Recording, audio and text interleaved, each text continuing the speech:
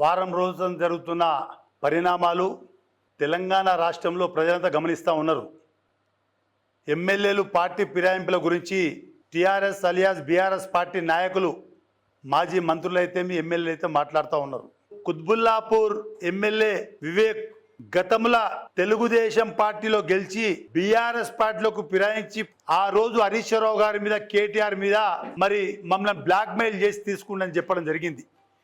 మరి ఈరోజు Quthbullapur MLA party ఫిరాయింపుల మీద మాట్లాడుతూ మా రాష్ట్ర ముఖ్యమంత్రి రేవంత్ రెడ్డి గారిని ఏవైతే భాష మాట్లాడిండో ఎమ్మెల్యే వివేక్కు ఒక్కసారి గుర్తు చేసుకోవాలి.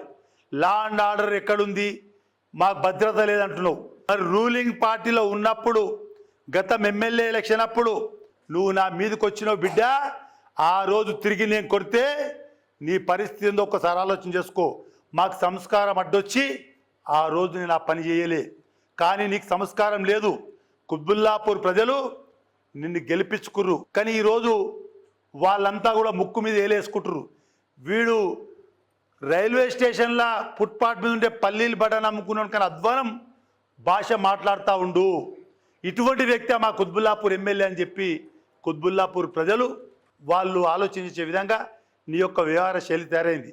నీ యొక్క భాష మార్చుకోకపోతే మంత్రులను కానీ మా శ్రీధర్ బాబు గారు కానీ పొన్నం ప్రభాకర్ కానీ అదేవిధంగా రాష్ట్ర ముఖ్యమంత్రిని ఏదైతే నీ భాష మాట్లాడుతున్నావో నిన్ను కుత్బుల్లాపూర్ కాన్స్టిట్యున్సీలా గల్లీల పొంటి బగాంచి కొట్టిపిస్తామని చెప్పి కూడా నేను హెచ్చరిస్తూ ఉన్నాను.